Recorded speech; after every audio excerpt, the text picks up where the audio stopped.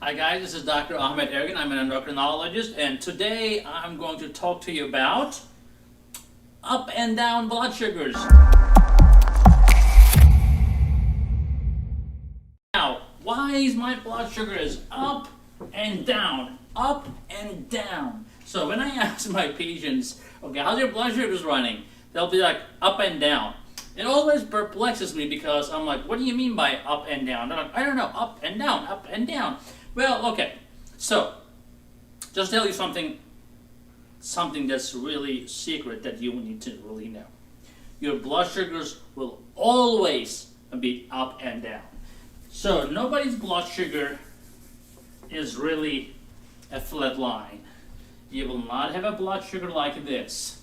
If you're expecting a blood sugar like this, then you should not be alive. Okay, so that's number one. Now, if you look at your, like, even if you're non-diabetic, let's say I'm non-diabetic, and I check my blood sugars because I want to, and I use continuous glucose monitoring system, etc., etc. Now, what happens is every time you eat, your blood sugar is going to blip a little bit. Okay, it's going to come up and it's going to go up and down, up and down. Now, what these diabetics refer to, though, that everybody is of course understanding of up and down is different, but they may mean that their blood sugar is going up to 200 and it may be going down to 60. Now the question is, then my next question is, what sugars are we talking about? Are you talking about the fasting blood sugars in the morning? Are you talking about after meals? Are you talking about bedtime? Because your blood sugars will be totally different depending on what time you check it, right? So if you're checking it after an hour after a meal, that's a different story than checking it right before a meal. So if you're telling me, for example, if your blood sugar is, like, let's say before breakfast one day is like 70, and then you check it after breakfast 1 hour after, and it goes to 170, you say like, my blood sugar is up and down. Well, of course, because you just ate, right? So it is not uncommon for your blood sugar to spike a little bit. Of course, in this situation, a little bit extra higher spike, but that is kind of unexpected. Now, of course, it's going to be up and down, but the question is how up and how down. So if you're going more than 180 at any time, after a meal typically, that's not good.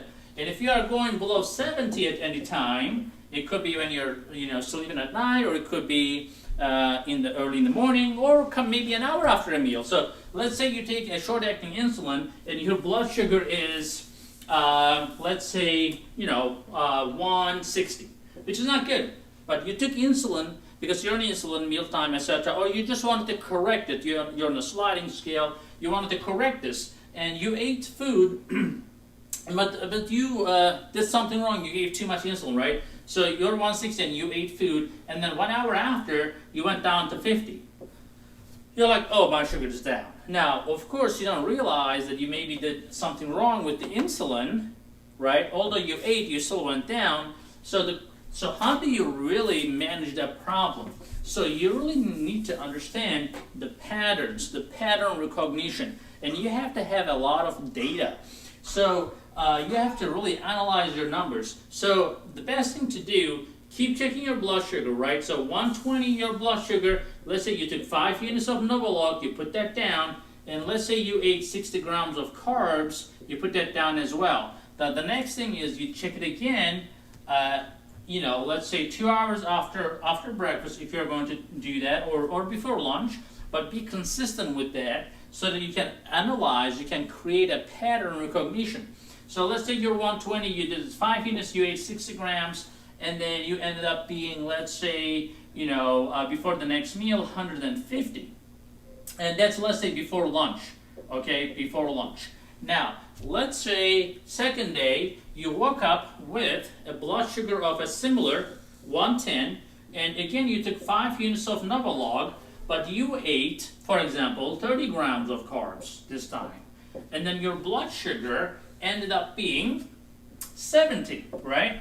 So do you see, like, of course, it's hard to see a pattern just from these two numbers, but you can tell by the data provided, you can tell the problem here. So what's the problem? Blood sugars are very similar, 110 to 120. You took the similar amount of insulin, but you ate 60 grams here versus you ate 30 grams the next day. Now, your blood sugar ended up being 150, a little bit higher than where you started, which means that maybe you should have taken a little bit more insulin here, or maybe you had a misconception of how much carbs you ate. But here, you ate 30 grams and you still took the 5 units and you ended up 70. So why? Because basically you took insulin more than you needed because you only ate 30 grams, right? So if you knew that, for example, yesterday you took 5 units for 60 grams, you ended up a little bit higher sugar. Maybe if you have taken a 60 units, that would have done it, right? If you took 60 units of Novolog and you ate 60 grams, that could have been just 120, just like you started. That tells you that 1 unit basically would have taken care of 10 grams. So if you're taking 6 units for 60 grams, that means that your insulin to carb ratio is 1 unit for 10 grams. Now here, you should have taken, based on this, if this was a successful story, if you need 1 unit for 10 grams, here for 30 grams you should have taken 3 units of Novolog. Now what happens is you took 5 units, that's why you're down to 70.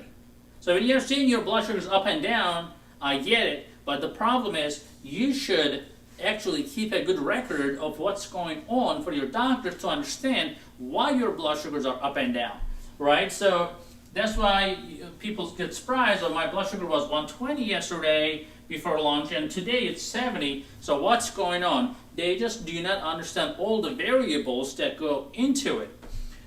There are actually more variables than just this. So there are a lot of problems. So other variables that you need to be aware of is when you take an insulin shot, right? When you take an insulin shot, the absorption is not always 100%. So there is 20% variability in your absorption. And that 20% will create a significant variability if your insulin amount is high. Think about this. If you are taking only 10 units of insulin and you have 20% variability, you took 10 units, your body absorbed 8 units, right? So you're off 2 units. You thought that you took 10 units, but you actually ended up absorbing 8 units because of the 20% variability. And the next time, you may absorb 12, not 12 units, I'm sorry, you may absorb 9 units. Of course, when there's a 1 unit difference, that may not be a big deal. But think about this, if you're taking not 10 units, but let's say 50 units before the meal, then based on this 20% variability, you may have up to 10 units difference in the absorption. If you have a 10 unit of difference in absorption, that's going to throw you off like significantly.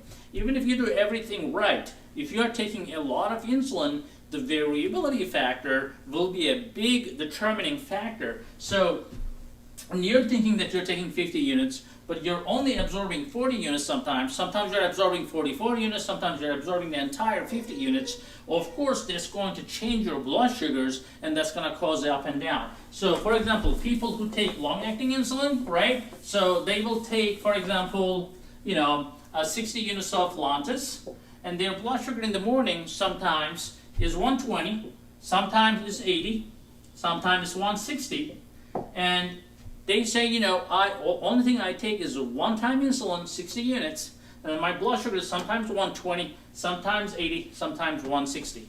Now, as we said, one of the factors is the variability. That 60 units, guys, that you're taking is not always the 60 units. Your body may absorb sometimes, 52 units, sometimes 55 units, sometimes the entire 60 units. So, and that's not in your control, so it will happen no matter what you do. Another variability is what did you have at dinner. So if you had a little bit extra fatty food, that fat can create immediate insulin resistance in your system. So as a result, your blood sugar, although you're absorbing exactly the same amount of insulin, let's say nothing changed in terms of variability in the insulin absorption, but you will still wake up with a higher blood sugar, even if you have done everything exactly the same, except you put extra butter on your bread or you fried that food that night, then you're going to have a high blood sugar in the morning. Or that day you decided that the weather was nice, you wanted to go out and take a 3-mile walk. You have a 180, 120 blood sugar the day before, you will end up with the 80 or even maybe down to 60 blood sugar because of the exercise factor, which makes you insulin sensitive immediately overnight, and your blood sugar may go down. So there's a lot of variability, guys. So your diet, your exercise, even the smallest changes that you make. When I say smallest changes, well, frying the food is not necessarily a smallest change, but it may sound, you may say, oh yeah, it's just one time. But it can make a difference. The pizza that you ate, for example, last night can make a huge difference. The exercise that you did, the gardening that you did that day can make a huge difference in your blood sugar in the next 12 to 24 hours. So do not underestimate these facts. Remember, the more insulin you take, the more variability you will have. And the diet and exercise, the fried food, or eating excessive food, or having a nighttime snack, all these things will increase your blood sugar. Exercise may reduce your blood sugar. And again, as I said, sometimes you may absorb the insulin more, sometimes less. That also will change your blood sugars. So, I hope that helps. Again, short-acting insulin is the same way. The absorption factor, how much carbs you're eating, will definitely affect your blood sugars. So make sure that you try to keep a consistency. You try to make sure that you collect enough information so that you can create this analysis. If you are using continuous glucose monitoring systems, it's going to give you a lot of data points.